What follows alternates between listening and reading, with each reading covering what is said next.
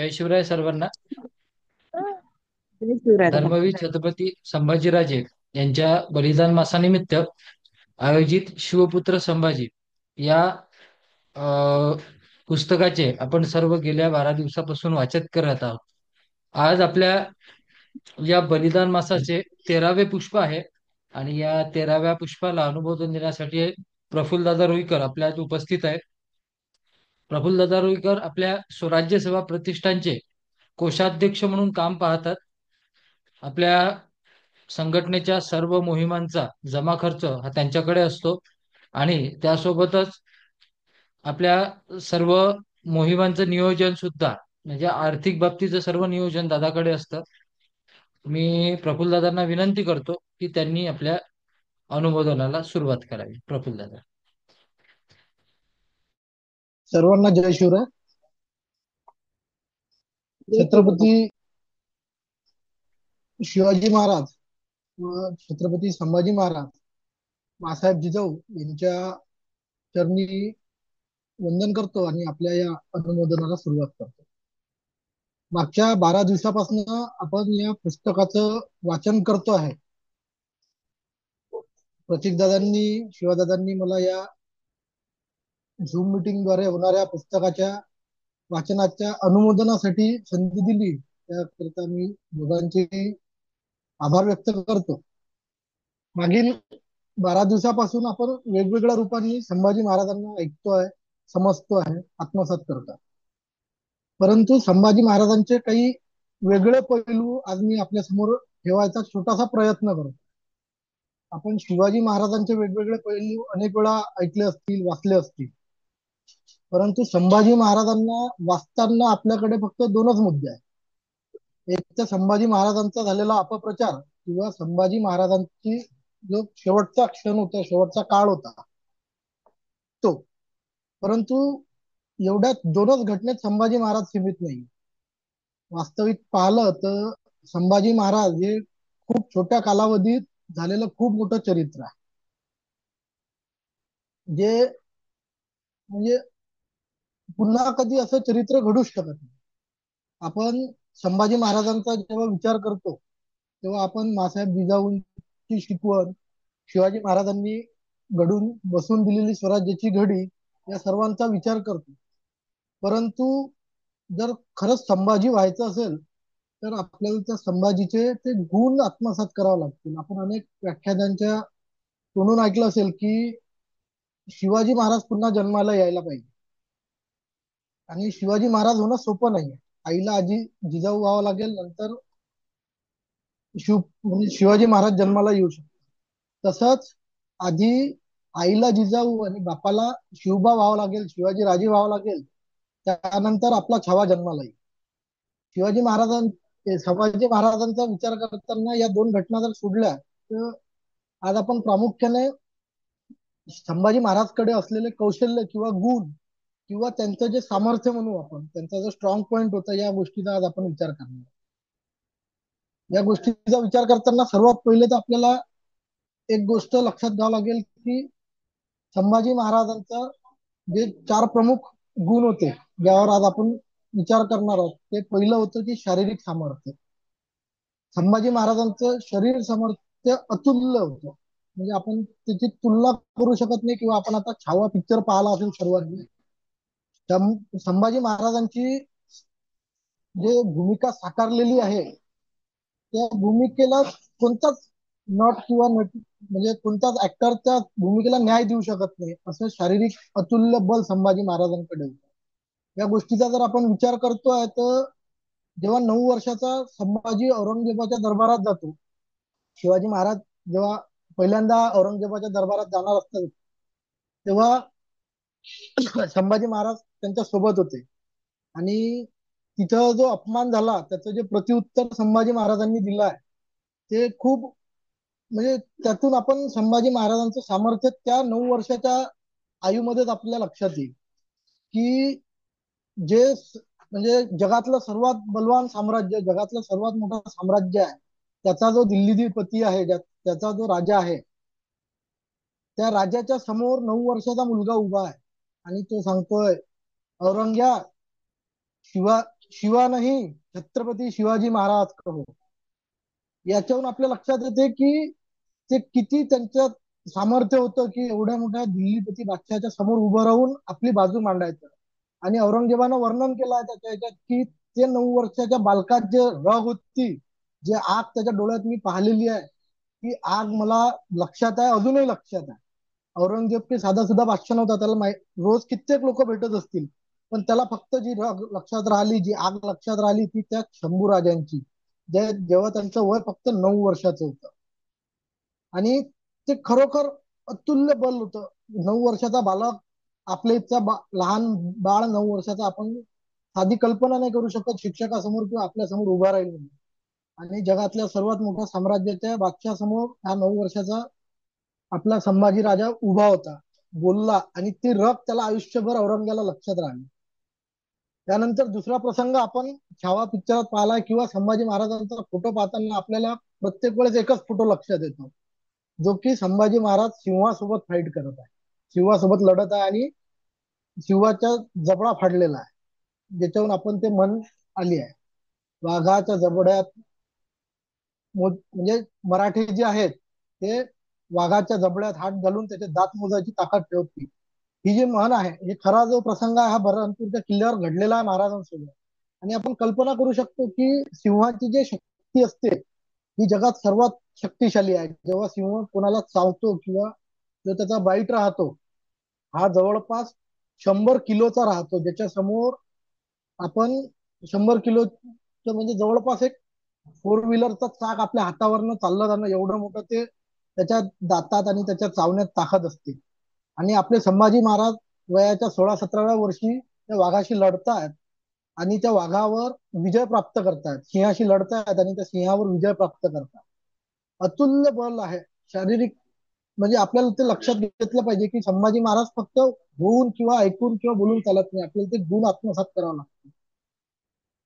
महाराजांचे आपण जे मी दोन प्रमुख मुद्दे सांगितले की महाराजांचा आधीचा आणि नंतर महाराजांचा जो शेवट आहे, तो महाराजांचा जो जे महाराजांना बदनाम केल्या गेला त्या विषयावर तर आपण न बोललेलं योग्य, पण जो महाराजांचा शेवट आहे त्याच्यातूनही आपल्या लक्षात येईल की आपल्याला साधा काटा जरी रुतला तर आपण सहन करू शकत नाही. 40 दिवस कसे ते अनन्य अत्याचार महाराजांनी सहन केले असेल, याच्यासाठी किती शारीरिक क्षमता महाराजांनी स्वतःमध्ये जोपासली असेल, किती त्यांनी ते शारीरिक क्षमतेचं आपल्यामध्ये भंडार तयार केलं असेल की 40 दिवस अतोनात हाल सहन केल्यानंतर महाराज हे झाले, आणि ते स्वतःच्या मर्जीनं झाले. औरंगजेब कधी ठार करू शकला नाही.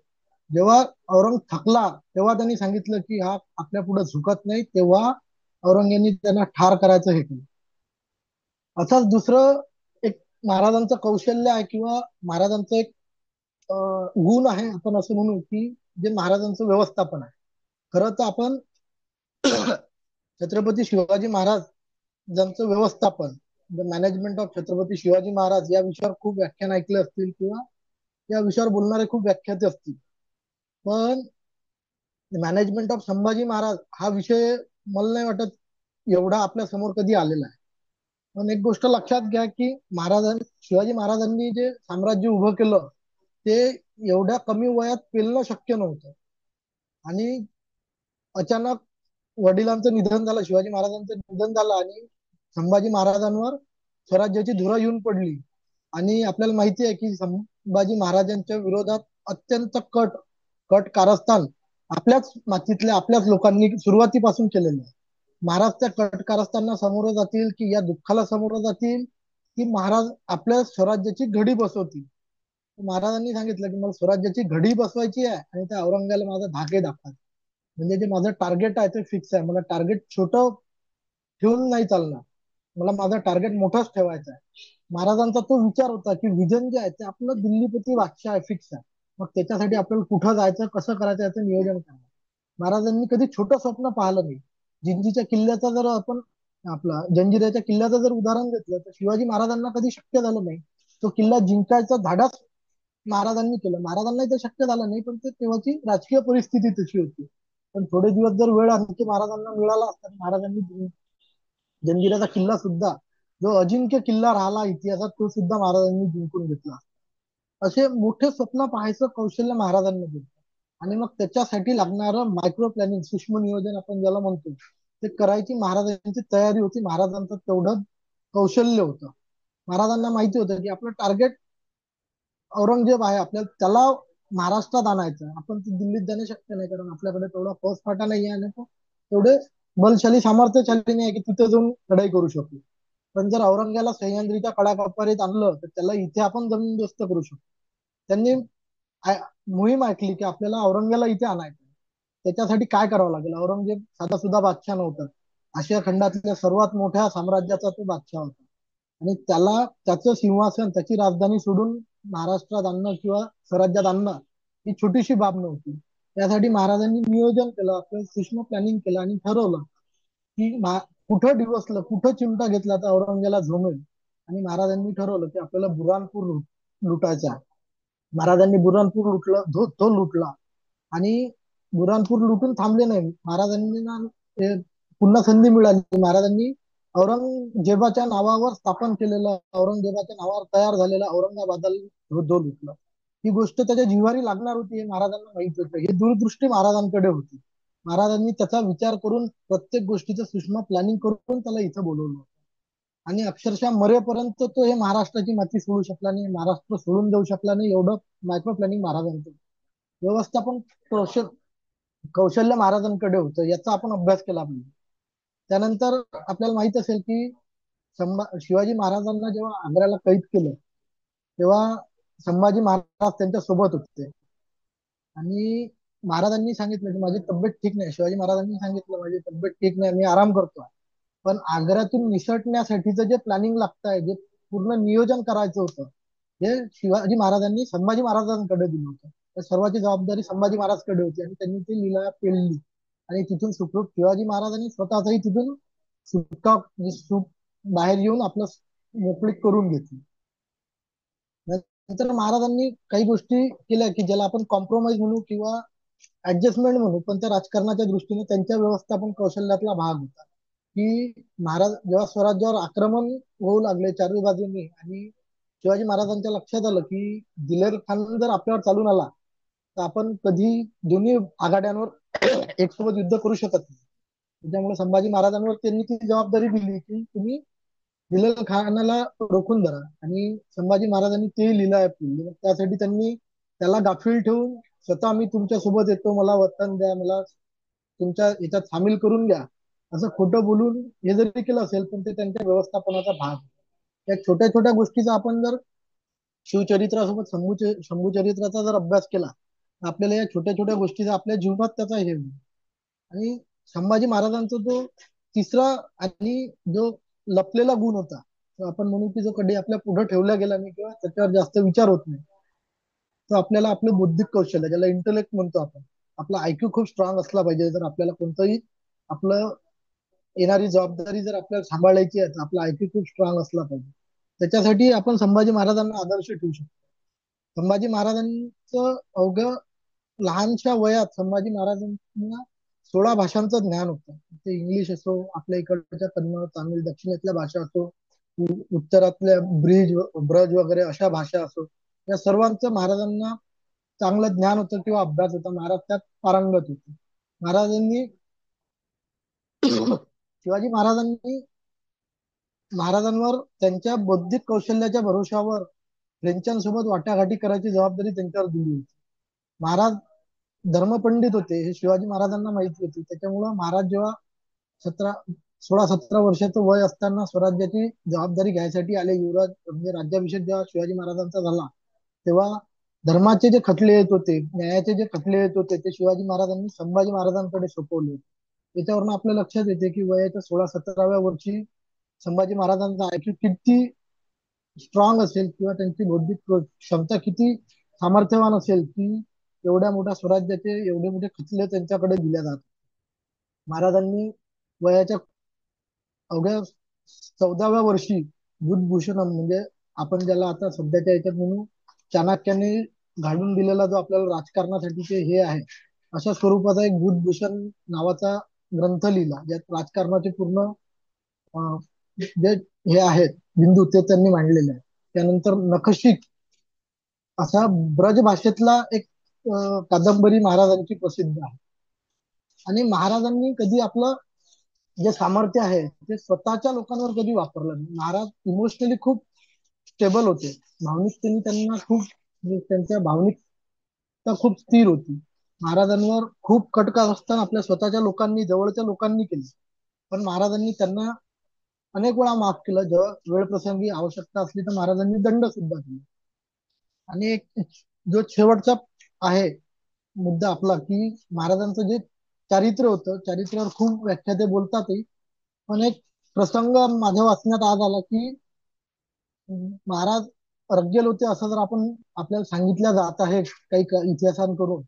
तर जेव्हा अकबर औरंगजेबाच्या विरुद्ध महाराष्ट्रात आला होता, स्वराज्यात आला होता, आणि संभाजी महाराजांनी त्याला अभयदान दिलं होतं, की तू जोपर्यंत स्वराज्यात आहे तोपर्यंत तुझ्या नखालाही धक्का लागणार नाही, याची मी तुला ग्वाही देतो. आणि याचं प्रतीक म्हणून महाराजांनी एक त्याला हार आपल्याकडनं भेट दिला होता. आणि तो भेट दिलेला हार त्या अकबराने एका नर्तकीला गिफ्ट दिला, भेट दिला. आणि तो हे बातमी जेव्हा महाराजांना कळली तेव्हा महाराजांनी आदेश केले, की आपण अकबराला ज्या सोयी सुविधा देतोय किंवा जे अभय दिलेलं आहे ते तात्काळ बंद करा. ज्याला मैत्रीची किंमत नाही त्याच्यासोबत आपल्याला कोणतं नातं ठेवायचं नाही.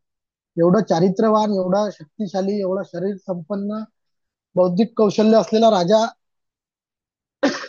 आणि धर्माभिमानी राजा आपल्या या मातीत होऊन गेला. आपल्याला आपण खूप भाग्यशाली आहे, की छत्रपती संभाजी महाराज, छत्रपती शिवाजी महाराज यांच्या या स्वराज्यात आपण जन्म घेतला आणि त्यांच्या या कर्तृत्वावर आपल्याला त्या मातीत आपल्याला जगायला भेटत आहे. एक महाराजांचं जे एक हा होता औरंगजेबाच्या दरबारातला जो बखारकार होता, काफी खान, त्याने महाराजांचं वर्णन केलं आहे.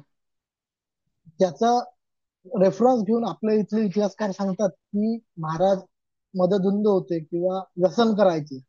तो रेफरन्स असा होता, की सत्तेच्या नशेत मदधुंद झालेला राजा, असं संभाजी महाराजांचं वर्णन केलं. आणि आपल्याकडे सवय आहे सर्वांना, की आपण जे रेफरन्स घेतो हे इंग्रजांचे घेतो. इंग्रजी जेव्हा तो व्हाईसराय आपल्या इथे होता, त्याचं नाव होतं ग्रँड डफ. यांनी त्या वाक्याचं इंग्रजीत भाषांतर केलं आहे, intoxicated with the wine of folly and pride. म्हणजे सत्तेच्या रचेत मदधुंद झालेला राजा, त्याला स्वतःच्या सत्तेची नशा चढली आहे असा राजा. आणि आपल्या लोकांनी त्याचा अपभ्रंश करून आपल्याला खोटं म्हणा किंवा तथाकथित चुकीचा इतिहास आपल्याला सांगितला, की संभाजी महाराज व्यसनी होते. वेगवेगळ्या कल्पना महाराजांच्या बद्दल रंगवल्या गेल्या. पण मला असं वाटतं, की या सर्व गोष्टीचा विचार केल्यापेक्षा या बलिदान मासात आपण असा सं- हे केला, संकल्प केला पाहिजे, की महाराजांचे जे गुण आहे, महाराजांची जी शिकवण आहे, ते आपण आत्मसात करू, आपल्या अंगी बाळगू. आणि जे महाराजांबद्दल बोललं जाणारं सर्वात प्रसिद्ध वाक्य आहे, देश धर्म पर मिटने वाला शेर शिवा का छावा था, महापराक्रमी परम प्रतापी एकही शंभू राजा. हे देव, देश आणि धर्म या गोष्टीसाठी आपला प्राण जरी त्यागावा लागला तरी चालेल, पण या गोष्टीसाठी कुठं कॉम्प्रोमाइज नाही म्हणजे करू नये, असं महाराजांची जी शिकवण आहे. आणि महाराजांच्या चरित्रातून आपल्याला वेळोवेळी मिळणारे जे गुण आहे याचा आपण आत्मसात करू, आपल्या दैनिक जीवनात त्याला अंगीकारू. आणि आपलं जे जीवन आहे हे देव, देश आणि धर्मासाठी असेल यासाठीचा आग्रह करू. एवढं बोलतो आणि इथे थांबतो. प्रतिज्ञा. जय शिवराय. धन्यवाद प्रफुल्लदा. अगदी समर्पक असं मार्गदर्शन आपण आजच्या या 13व्या पुष्पाच्या प्रसंगी केलेलं आहे. यानंतर सर्वांना सूचना आहे की आता ही आपली लिंक अनुबोधनाची बंद होईल आणि वाचन सत्राची जी लिंक आहे ती आपल्या ग्रुपवर टाकलेली आहे. तरी सर्वांनी लवकरात लवकर वाचन सत्राच्या ग्रुपला लिंकला जॉईन व्हावं. जय शिवराय.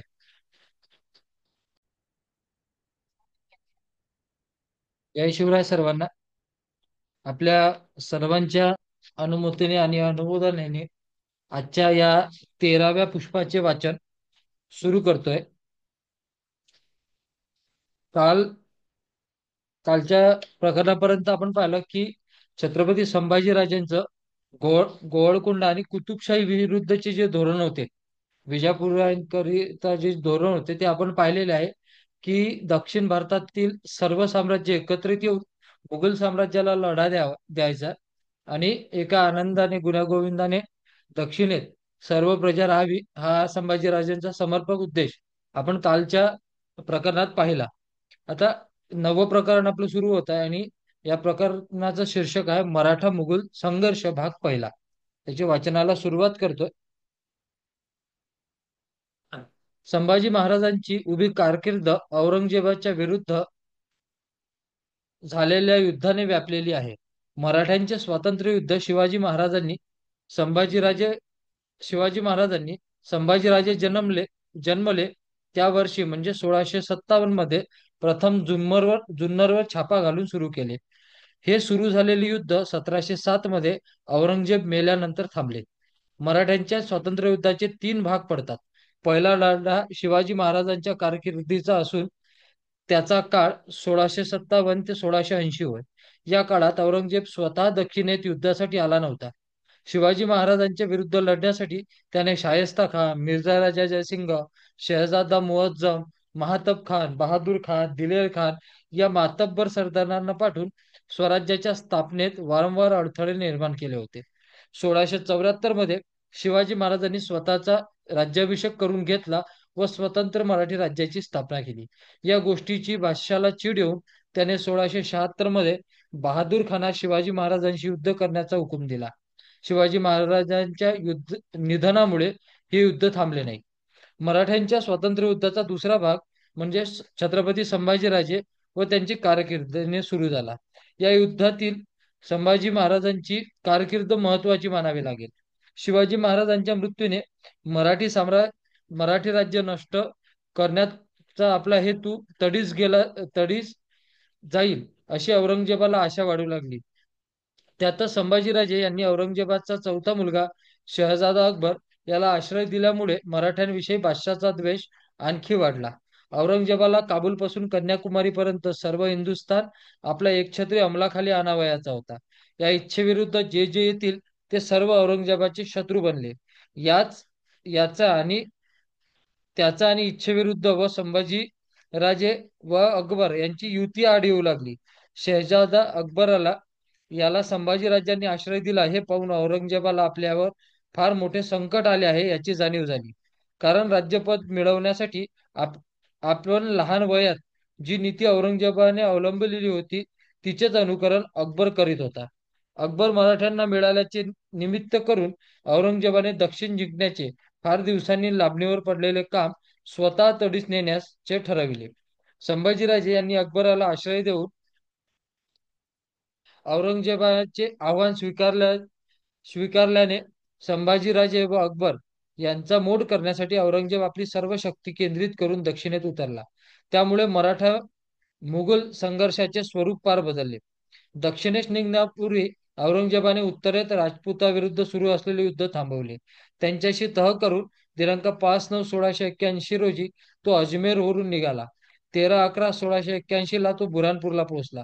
स्वतःच्या निधनापूर्वी दिनांक 31/7/1681 रोजी आपला मुलगा शहजादा आझम याची दक्षिणेच्या स्वारीवर जाण्याची नेमणूक केली होती.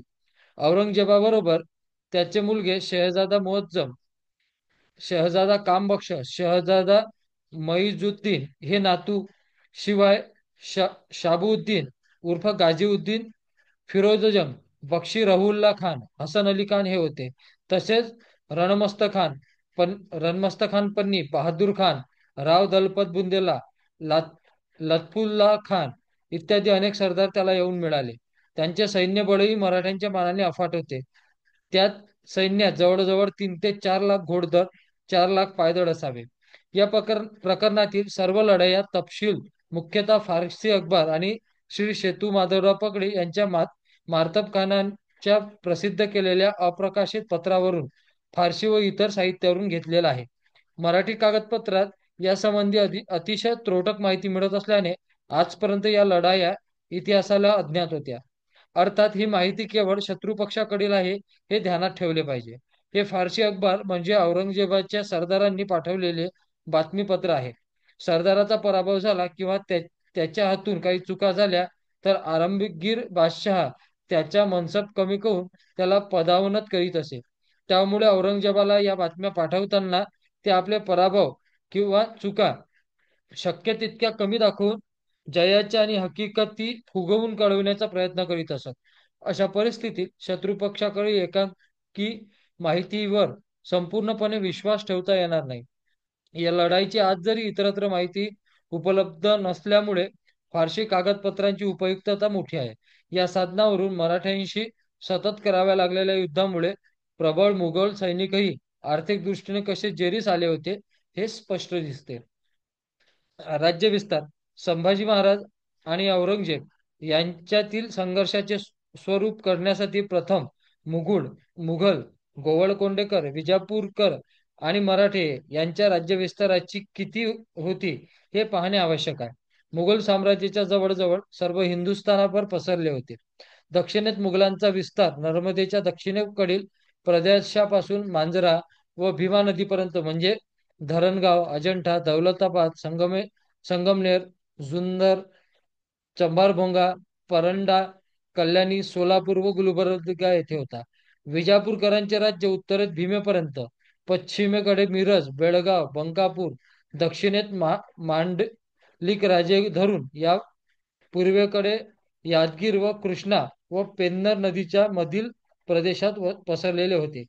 गोवळकोंडेकरांचे उत्तरेत गोदावरी नदीच्या दक्षिणेकडील प्रदेश, पश्चिमेकडे कडप्पापासून बिंदूरपर्यंत, दक्षिणेस मद्रासच्या दक्षिणेपर्यंत होता. मराठ्यांचा राज्यविस्तार लहान होता. सध्याच्या महाराष्ट्राच्या एक पंचमांश भागापेक्षा तो जास्त नव्हता. शिवाजी महाराजांचे राज्य नाशिक जिल्ह्यातील बागलण म्हणजे सालेन, कन्हेगड, दिंडोरी ते नाशिक पर्यंत होते. जंजिराचा मुलूक व मुंबई सोडून कुलाबा, पुणे, सातारा, कोल्हापूर, सांगली, रत्नागिरी, ठाणे हे सर्व जिल्हे स्वराज्यात होते. महाराष्ट्राच्या बाहेर दक्षिणेत करवार, अंकोला, दामणी, लक्ष्मेश्वर, कोपळ, बलापूर, कोलर, बेंगळूर आणि तमिळनाडूमधील जिंजीलगतचा प्रदेश असा सुमारे 50,000 चौरस मैलाचा भाग मराठ्यांच्या ताब्यात होता. औरंगजेब दक्षिणेत उतरताच त्याने मराठी राज्यावर आक्रमण सुरू केले. या आक्रमणाच्या हालचालींचा आणि मराठ्यांच्या चढाईच्या हालचालींचा हकीकत कळण्यासाठी खालीलप्रमाणे विभागणी केली आहे. पश्चिम महाराष्ट्राच्या उत्तरेतील हालचाली, पश्चिम महाराष्ट्राच्या मध्य भागातील हालचाली, पश्चिम महाराष्ट्राच्या दक्षिण भागातील हालचाली. पहिलं पश्चिम महाराष्ट्राच्या उत्तरेकडील आक्रमण.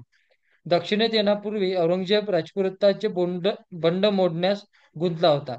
तेव्हा त्याने दक्षिणेतील हालचालीवर लक्ष देण्यासाठी 1-3-1680 रोजी बहादूर खान, खान जहान बहादूर कोकलतास याला दक्षिणेचा सुभेदार नेमले. दिनांक 9 जूनला खान जहान बहादूर औरंगाबादेत पोहोचला. लगेच त्याने मराठ्यांच्या ताब्यात असलेल्या हनुमंतगडास वेढा घातला. मराठ्यांनी या वेढ्याला यशस्वीपणे तोंड दिल्यामुळे मुघलांना हा वेढा उठवणे भाग पडले. दिनांक 7 जुलै 1680 रोजी रणमस्त खान आपल्या 400 सैनिकांच्या तुकडीसह हनुमंतगड येथे पोहोचला. त्यावेळी खान जहान बहादूर धूपगडास गेला होता. 1680च्या ऑगस्ट महिन्यात पावसाळ्यानंतर मुघलांशी उघड उघड सामना देऊ असे संभाजीराजांनी खान बहादूर यास कळवले होते. औरंगजेब दक्षिणेत उतरताच त्याने नाशिक जिल्ह्यातील गडांना वेढा देण्यास सुरुवात केली. त्यातला पहिला होता सालेर. सालेर किल्ला नाशिक जिल्ह्यातील बागलण तालुक्याच्या सटांच्या वायव्येस 8 मैलावर आहे. खानदेशातून आलेली लूट मराठे या किल्ल्यावर ठेवीत. साल्हेर गडाच्या जवळ मुल्हेरगड आहे. हा किल्ला मुघलांच्या ताब्यात होता. 1681च्या सप्टेंबर महिन्यात मुल्हेरच्या किल्लेदाराला हुकूम देण्यात आला होता की त्याने मुल्हेरची व्यवस्था करून मराठ्यांचा बंदोबस्त करण्यासाठी तयार राहावे. या हुकुमाची अंमलबजावणी तेथील किल्लेदार राजा देवसिंह याने केली होती. 1681च्या नोव्हेंबर महिन्याच्या अखेरीस शहाबुद्दीन खान मुल्हेरला पोहोचला. साल्हेरच्या परिसरात असलेल्या काल्या किंवा काळ्या येथे मराठे सज्ज होते. हे कळताच मराठ्यांना तेथून हटवण्यासाठी डिसेंबरच्या पहिल्या आठवड्यात शहाबुद्दीन खान साल्हेरच्या मुलखात शिरला. तो काल्यापासून 7 कोस लांब पोहोचतात मराठी आणि मुघल यांच्यात चकमक उडाली.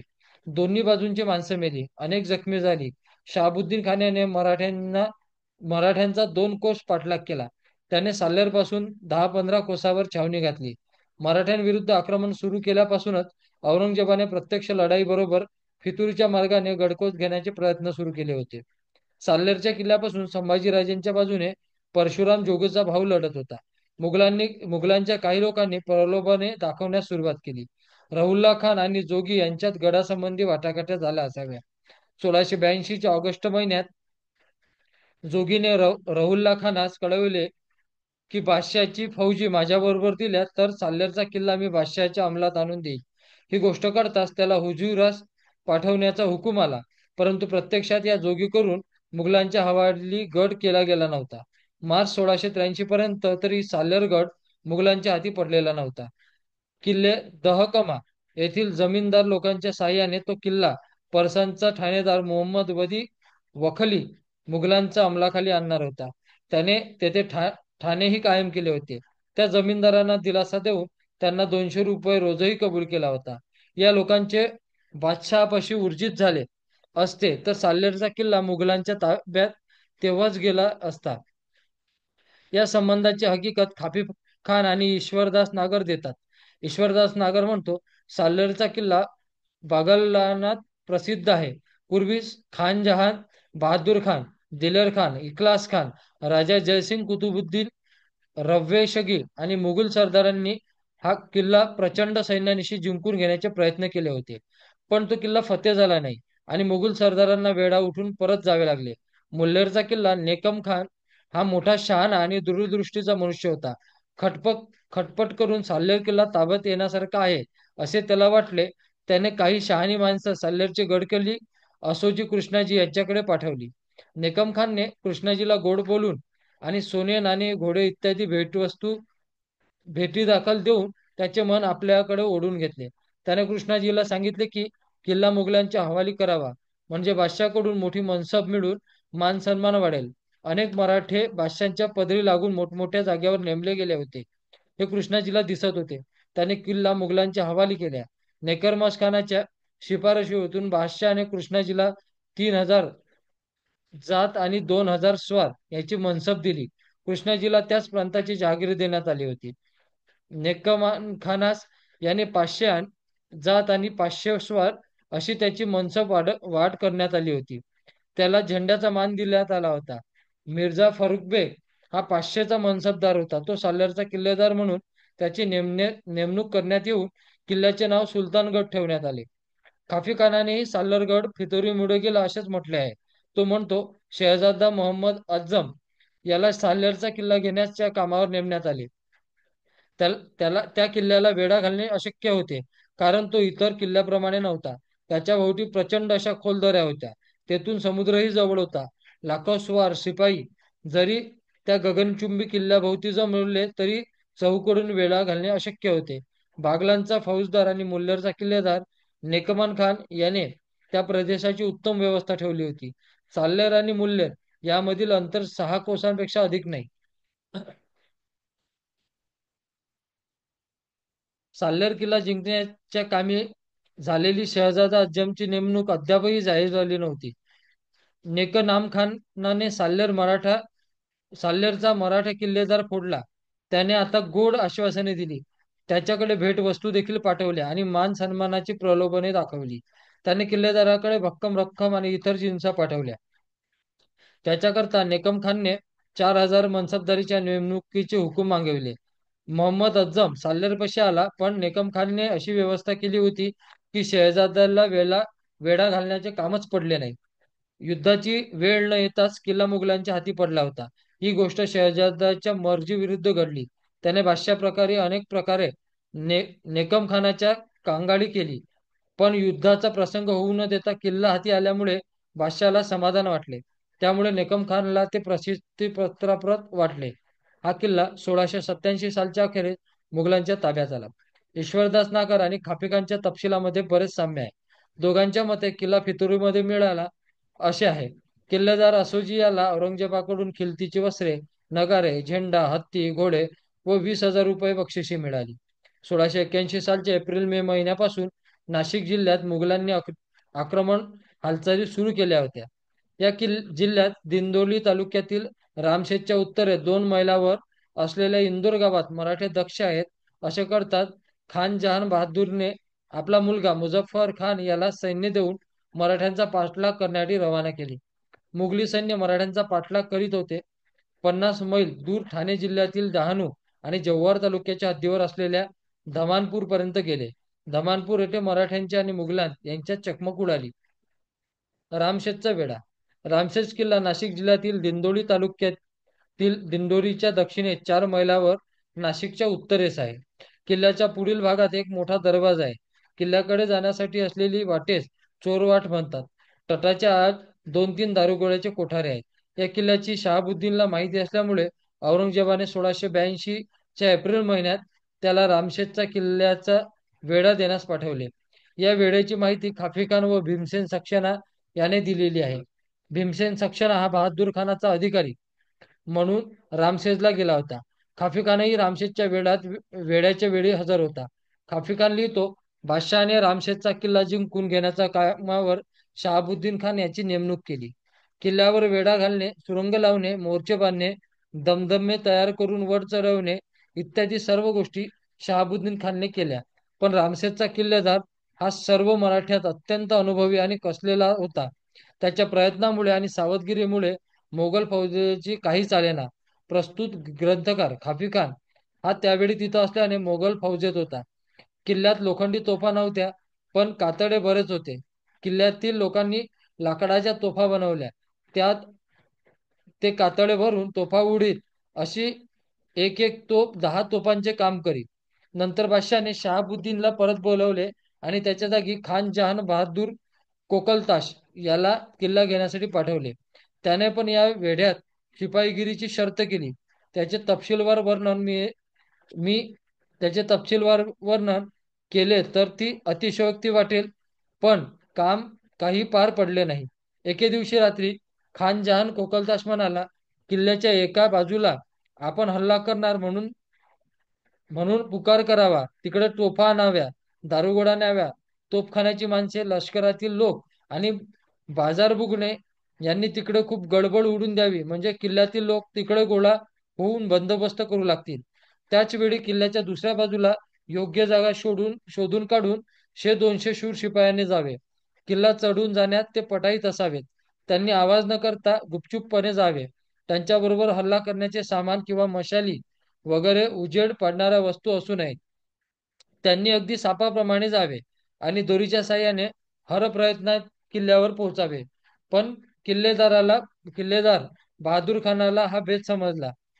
किल्लेदाराला बहादूर खानाचा हा भेद समजला. त्याने युक्ती केली. त्याने असे ठरवले की ज्या बाजूने मोगल बाजारबुकपणे हल्ला कर आणि आरडाओरडा करतील, त्या बाजूने आपण किल्ल्यातील शूर शिपायांना गोळा करावे आणि नगारे, नौबती, करणे इत्यादीचा घोष करावा. मोगलांवर वरून दगड लोटून द्यावे. तेलाने माखलेले कपडे पेटून वरून टाकावे. त्या कामात कसूर करू नये. आणि त्या जागी खान जहानची माणसे गुपचूप चढून येणार होती, त्या ठिकाणी किल्लेदाराने शूर, निवडक आणि सर्व प्रकारच्या शस्त्रांनी युक्त असलेले शिपाई दबा धरून बसावे. त्यांनी कोणत्याही प्रकारचा आवाज करू नये. अशा रीतीने दबा धरून मराठे त्या आगंतुकाची म्हणजे मोगलांची वाट पाहत बसले. ठरलेल्या वेळी मोगलांची 2 माणसे वर वर चढली. त्यांची डोके दिसतात. किल्ल्यातील सैनिकांनी आपल्या प्राणहरण करणाऱ्या शस्त्रांनी त्यांच्यावर इतक्या जोराने आघात केला की त्यांचे डोळेच बाहेर आले. ते मोठ्या कष्टाने वाट चढून आले होते. तिकडेच ते फेकले गेले. इतर माणसे त्यांच्या मागे चढत होती, पण ती वरून पडणाऱ्या माणसाबरोबर खाली पडली. एके दिवशी खान जहान बहादूरचा मोतदार मनाला भूते वश करण्याच्या कामात मी पटाईत आहे. 100 तोळे वजनाचा सोन्याचा एक साप तयार करा. तो माझ्या हाती द्या आणि मी हल्ल्याच्या वेळी जर मला आघाडीवर ठेवा, तर मी भूतांच्या मदतीने किल्ल्याच्या प्रवेशद्वारापर्यंत कोणतीही अडचण न येता तुम्हाला घेऊन जाऊ शकेल, अशी आशा आहे. खान जहान बहादूर खानने त्याच्या म्हणण्याप्रमाणे व्यवस्था केली. तो मोतदार हल्ल्याच्या वेळी पुढे होता. अर्ध्या वाटेपर्यंत तो पोहोचला. इतक्यात किल्ल्यावरून गोफणीचा दगड येऊन थेट त्याच्या छातीवर इतक्या जोरात लागला की मोतदाराच्या हातून सोन्याचा नाग उडाला आणि मोतदार खाली कोसळून मागे पडला. सारांश: खान बहादूरने खूप परिश्रम केले, पण काम काही निघू शकले नाही. शेवटी बादशाहच्या आज्ञेने तोही वेडा उठून निघाला. मोर्चे आणि किल्ल्यावर चढण्याची साधने तयार करण्यासाठी म्हणून मोगलांनी खूप लाकडे जमवली होती. त्यात त्यांना बराच खर्च आला होता. कूच करण्याच्या दिवशी खान जहाच्या आज्ञेने मोगलांनी लाकडांना आग लावून दिली. यावेळी किल्ल्यातील लोक तटावर जमले होते. ते नगारे चौगारे वाजवित होते. तोंडाने जे जे ते काही म्हणत होते ते उच्चार करण्यासारखे नाही. कासिम खान किरमनी हा शूर आणि तडफदार सरदार होता. त्यांनी या वेड्याच्या कामावर नेमणूक झाली. त्यानेही खूप परिश्रम घेतले, पण काही केल्या हे काम पार पडणार. शेवटी बादशहाने वेड्याचे काम तहकूब केले आणि कासिम खानला दुसऱ्या कामगिरीवर रवाना केले. खाफी खानाने दिलेल्या माहितीप्रमाणे भीमसेन सक्सेनाही या वेड्यासंबंधी माहिती दिलेली आहे. भीमसेन सक्सेना म्हणतो, शहाबुद्दीन याने किल्ल्याला मोर्चे लावले. किल्ल्याच्या बुरुजासमोर शहाबुद्दीनने याने लाकडाचा एक प्रचंड बुरुज उभा केला. त्यावर चढून 5 माणसे एका वेळी किल्ल्यावरील लोकांच्या वर तोफाचा मारा करू शकत. इतक्यात बातमी आली की किल्ल्यातील लोकांच्या मदतीने मराठी सैन्य चाल करून येत आहे. बादशहाने बहादूर खानला ताबडतोब मोगलांच्या कुमकेत जाण्यात आज्ञा केली. बहादूर खानने आपले बाजार बुकणे आणि जड सामान बहादूरगडला ठेवले आणि तो गुलशान बादेश नाशिकला पोहोचला. बादशहाने त्याला तेथेच छावणी करण्याची आज्ञा दिली. त्याप्रमाणे बहादूरगडचा तळ हलवून गुलशन बादेश नेण्यात आला. भीमसेन आणि सय्यद कबीर हे बुगण्यांबरोबर गुलशन बादेश पोहोचले. दलपतराय याची गाठ घेण्यासाठी मी रामशेज येथे गेलो. रामशेज येथे शहाबुद्दीन याने लाकडी बुरुज उभा केला होता. तो मी पाहिला. खरोखर तो प्रेक्षणीय होता. शहाबुद्दीन खान याने रामशेजच्या किल्ल्यावर हल्ला चढवण्यासाठी हा चढवला होता, पण त्यात त्याला यश आले नाही. मुघलांची अनेक माणसे मारल्या गेली. दलपतराय याला दगडांच्या माऱ्यामुळे जखमा झाल्या होत्या. शहाबुद्दीन हा जुन्नरकडे रवाना झाला होता. बहादूर खानने रामशेजचा वेढा चालू ठेवला. त्याने किल्ल्यावर हल्ला करण्याचा प्रयत्न केला, पण त्याचा काही उपयोग झाला नाही. शेवटी बादशहाच्या आज्ञेने त्याने किल्ल्याचा वेढा उठवला. शहाबुद्दीन याने अफाट खर्च करून लाकडी बुरुज तयार केला होता. त्यात पेंडा आणि दारू भरून बुरुजाला पेटवण्यात आले. प्रचंड दाड झाला. भीमसेन व काफी यांच्या माहितीत बरेच साम्य आढळते. औरंगजेबाच्या बातमीपत्रातून त्याने कोणत्या सरदाराला केव्हा धाडले, वेढा किती दिवस चालला होता, मराठ्यांच्या कशा प्रकारे प्रतिकार केला इत्यादी गोष्टीचा बोध होतो. रामशेज जिंकून घेण्यासाठी औरंगजेबाने शहाबुद्दीन खान, खान जहान बहादूर, कासिम खान, मोहम्मद खलील, शुभंकर बुंदेले, रामसिंह इत्यादी मावत्तबर सरदारांना रवाने केले होते. जयदेशकावरील शके 1604 चैत्र महिन्यात म्हणजे मार्च एप्रिल 1682 मध्ये शहाबुद्दीन खानने रामशेज किल्ल्यास वेढा घातला. अकबरांप्रमाणे 16/4/1682 पूर्वी काही दिवस शहाबुद्दीन खानने रामशेजला वेढा घातला. हा वेढा सुरू झाल्यावर शहजादा अकबर याने शहाबुद्दीन नावाच्या एका सरदाराबरोबर मराठ्यांच्या मदतीने कुमक पाठवली होती. शहाबुद्दीन व मुघली सैन्य यांच्यात चकमक उडाली. मराठ्यांनी मुघलांवर हल्ले सुरू केले. दिनांक 8/5/1682 रोजी शुभंकर बुंदेलाचा मुलगा दलपत मोर्चावर मराठ्यां बुंदेलाच्या मोर्चावर मराठ्यांनी हल्ला केला. त्यामुळे त्यामुळे बुंदेलाकडे अनेक माणसं मारल्या गेली, काही जखमी झाली. त्यानंतर मराठे रतन राठोडचा मुलगा रामसिंग याच्या मोर्चावर तुटून पडले. दोन्ही बाजूने माणसे तेथे झालेल्या चकमकीत जखमी झाली. रामशेजचा किल्लेदार चांगल्या तऱ्हेने वेढा लढवीत होता. त्याला मदत करण्यासाठी दिनांक 12/5/1682 पूर्वी रूपाजी भोसले निघाला. तो नाशिकच्या जवळपास पोहोचला. त्याच सुमारास एक मुघल अधिकारी रामशेज पासून 2 मैलावर असलेल्या बाणगंगेपर्यंत गेला. रूपाजी भोसलेला थोपवण्यासाठी तो नाशिकला पोहोचला. मुघल खान याने लिहिलेल्या माहितीप्रमाणे मराठ्यांची मोठी फौज रामशेज येथे एकत्र जमली होती. म्हणून कासिम खानला शहाबुद्दीन खानच्या मदतीसाठी जाण्याचा हुकूम मिळाला होता. रूपाजी भोसले व मानाजी मोरे नाशिकच्या परिसरात वावरत होते. त्यामुळे शहाबुद्दीन खान रामशेजवरून गणेश गावाजवळ गेला. गणेशगाव नाशिकच्या पश्चिमेस 10 मैलावर आहे. शके 1604 वैशाखात एप्रिल-मे 1682 रूपाजी भोसले व मनाजी मोरे यांनी बहादूर खानाशी गणेश गावाजवळ लढाई दिली. झालेल्या चकमकीत मराठ्यांनी मुघलांचे 500 घोड्यांचा पडाव केला. यानंतर शहाबुद्दीन खानने मोर्चे लावून लाकडी बुरुज उभारून किल्ला घेण्याचा प्रयत्न केला. मराठ्यांच्या विरुद्ध त्यांचा टिकाव लागेना. शहाबुद्दीन खानला वेढ्याच्या बाबतीत यश येत नव्हते असे दिसतात. औरंगजेबाने खान जहान बहादूरला 12 मे 1682च्या सुमारास हुकूम केला. नसरत खानला मदतीला दरबारात पाठवून तू मराठ्यांना तंबी देण्यासाठी पेडगाववरून निघ.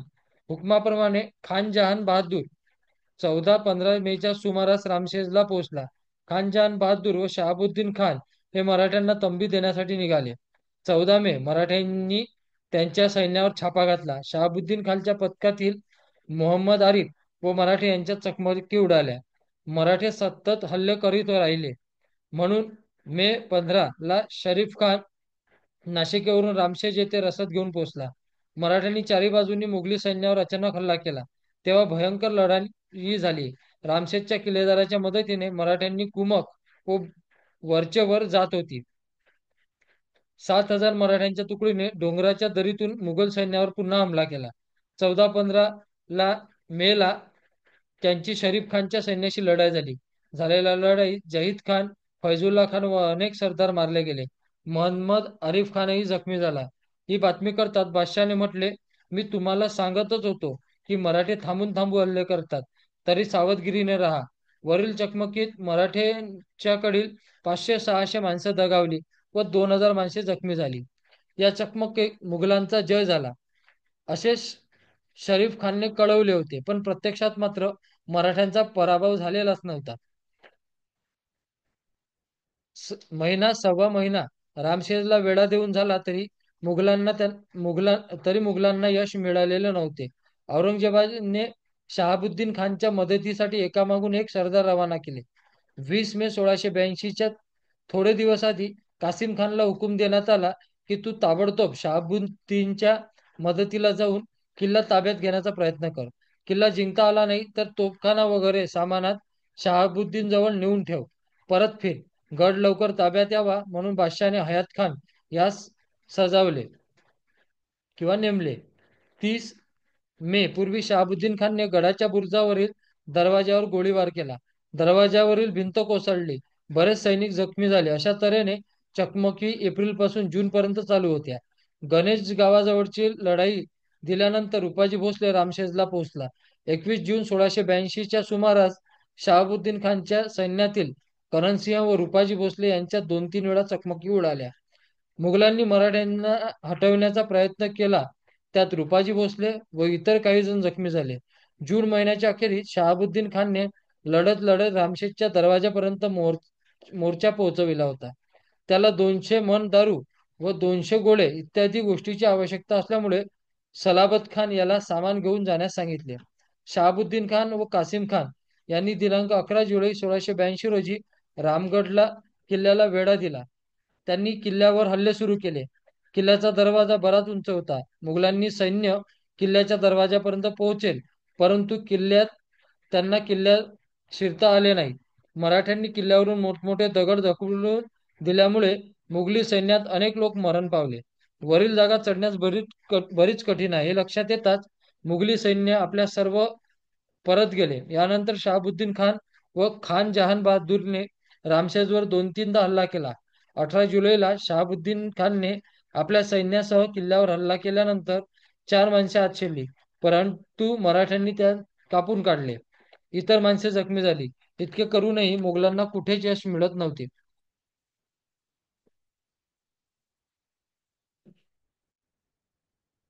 शहाबुद्दीन खानने आपल्याकडील मोर्चा परत केला. औरंगजेबाने खानजहानला परत बोलवले. मुघलांच्या प्रत्येक हल्ल्यात मराठी यशस्वीपणे तोंड देत होते. सतत केलेल्या प्रतिकारामुळे तेथे शिबंदी कमी पडणे साहजिक होते. संभाजीराजे या वेड्याकडे लक्ष होतेच. दिनांक 30/7/82च्या सुमारास संभाजीराजांनी 1,000 सैन्याची तुकडी रामशेज येथील अधिकाऱ्यांच्या मदतीत धाडली. या तुकडीने मोहम्मद खानच्या मोर्चावर हल्ला केला. खानाकडील माणसे मेली. शहाबुद्दीन खानही पळाला. म्हणून महासिंग कोदियार याला मुकाबला करण्यासाठी पुढे घालण्यात आले. इतक्या निकराने झालेल्या वेढ्यासंबंधी इंग्रज वखारवाल्यांना फारशी माहिती नव्हती. 30/7/82 रोजी करवारकर सुरतेला कळवितात की हंबीरराव जखमी झाला. रामशेजगड मोगलांनी घेतला, पण त्याच्या बातमीत तथ्य नव्हते. मुघल सैन्य रामशेज किल्ल्याकडे जात होते. 21/8/1682च्या सुमारास 500-600 मेवाडी लोक बालकुंडाच्या रस्त्याने रामशेजच्या जवळ घुसले. त्यांनी बैलगाडीवाल्यांना बोलावण्यासाठी मोठमोठ्याने आरोळ्या ठोकल्या. त्या आवाजाने मराठ्यांना जाग आली. मुघल सैन्य येत आहे हे पाहताच मराठ्यांनी वरून दगड फेकले. पुन्हा चकमकी उडाल्या. मुघलांकडील बरेच लोक जखमी झाले. शेवटी आपले सामान शहाबुद्दीन खान जवळ ठेवून बादशहाच्या भेटीत जावे असे कासिम खानला हुकूम देण्यात आला. औरंगजेबाने अनेक सरदार धाडूनही रामसेज मुघलांना जिंकता येत नव्हता. दिनांक 20/9/1682 रोजी शहाबुद्दीन खानने चारी बाजूनी गडाला वेढा दिला. त्यावेळी किल्ल्यातला एक बुरुज बादशाही अंमलाखाली गेला होता. प्रत्यक्ष जेदा जयदे शकावलीप्रमाणे शहाबुद्दीन खानच्या अश्विनमासी वेढा उठविला. त्याने किल्ला घेण्यासाठी खूप कष्ट घेतले होते. स्वतःच्या जीवाचीही पर्वा केली नव्हती. बादशहाने त्याला हुकूम केला होता की त्याने तोफखाना खान जहान बहादूरच्या जवळ सोडून अंतूरच्या ठाणेदार मोहम्मद याच्या जवळ जावे. रामशेषगड खान बहादूरच्या अधिकाराखाली विभागात होता. 1682च्या सुमारास सप्टेंबर महिन्यात अखेरीस खान जहान बहादूरने किल्ल्याला वेढा घातला. त्याला वाटत होते की किल्ला लवकर आपल्या ताब्यात येईल. प्रत्यक्ष खान जहान बहादूरला काही प्रगती करता आली नाही. ऑक्टोबर महिन्यात खान जहान बहादूरला हुकूम देण्यात आला होता की त्याने रामशेज किल्ल्याच्या जवळ थोडे लोक सोडून तळ कोकणाच्या खोऱ्यात बहादूर खानच्या मदतीत जावे. प्रत्यक्ष खान जहान बहादूर रामशेजलाच होता. 1682च्या ऑक्टोबर महिन्यात अखेरीस उद्बतुकमुल म्हणजेच खान बहादूरने याने रामशेजच्या किल्ल्याला वेढा घालून मोर्चे कायम केले होते. परंतु बादशाने त्याला हुकूम केला होता की त्याने जमेल तीच वेढ्या घालून स्वतःच्या तळकोकणाच्या खोऱ्यात जावे. औरंगजेबाने रामशेजच्या वेढ्याला लक्ष कमी करून तळकोकणात सर्व सैन्य धाडण्याचे ठरविले. रामशेज किल्ल्याचा मरा मराठे यशस्वीपणे प्रतिकार करत होते. त्र्यंबकगडावरून केशव त्रिमर रामशेजला युद्ध साहित्य पुरवत होता. नोव्हेंबर महिन्याच्या पहिल्या आठवड्यात मराठे एक त्र्यंबकगडावरून रामशेजला नेत असताना मुघलांनी त्यांना अडवून त्यांच्याकडून ती तोफ घेतली. खान बहादूरने किल्ला जिंकून घेतो असे म्हणून बादशाला कबूल केले होते असले तरी प्रत्यक्षात त्याला काही यश आले नव्हते. खान जहान बहादूरला तेवढ्या वेळात 37,630 रुपये खर्च आला होता. कदाचित खापेखानने म्हटल्याप्रमाणे खान जहान बहादूरने जादू टोण्यासाठी नाग वगैरे केलेल्या गोष्टीमुळे इतका खर्च आला असेल. रामशेज किल्ल्यातून कूच करून तो तळकोकणाच्या खोऱ्याकडे रवाना झाला. या वेड्यासंबंधी जेथे करिण्यात थोडक्यात पण असे मुद्देसूद माहिती दिलेली असून ती वर दिलेल्या माहितीशी जुळणारी आहे. किल्ले रामशेजचा वेढा घालावयास शाप दिखान पाठविला. वेढा घातला. धमधमे गनिमाने बांधोनी बहुत लगटा केला. परंतु राजेश्री केशव त्रिमल पेशवा व त्र्यंबक पगडी राहून पुरविला. हाराभातीने मदत केली. 6 महिन्याच्या आत किल्ला अडविला. किल्ला न येता याकरिता पाचशाने शाप खानास बोलावून नेला. 1684 पर्यंत रामशेज किल्ला मुघलांना जिंकता आला नव्हता.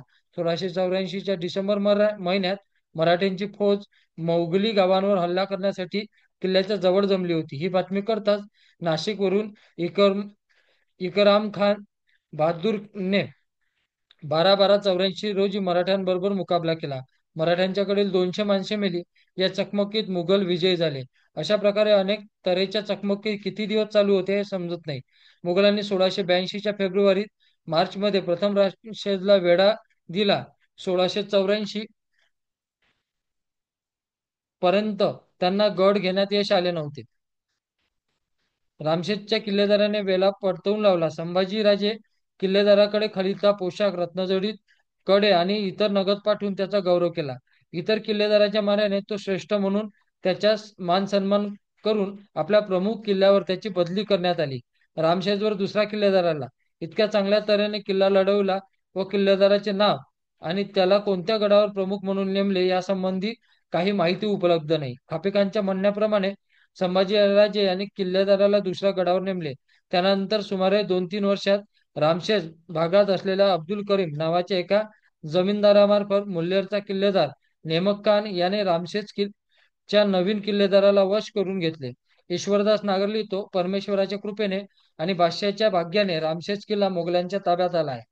बादशाहने अब्दुल करीम यास खिलतीचा पोशाख, जडवारचा खंजीर, एक हत्ती, पंचमोशी मनसब आणि 10,000 रुपये रोख दिले आहे. अशा प्रकारे 1687 मध्ये रामशेज किल्ला केवळ फितुरीमुळे मुळे मोगलांच्या ताब्यात केला. इतर मुलूक किंवा काही गड त्या ज्या मुघलांना फितुरीने घेतले अशाच प्रकारचे रामशेष गडही घेतलेला आहे. आज आपल्या 13व्या पुष्पाचे वाचन इथे संपुष्टात येत आहे. उद्या पुन्हा 14व्या पुष्पासाठी आपण सर्व एकत्रित याल. तोपर्यंत सर्वांना जय शिवराय. जय शिवराय. जय शिवराय.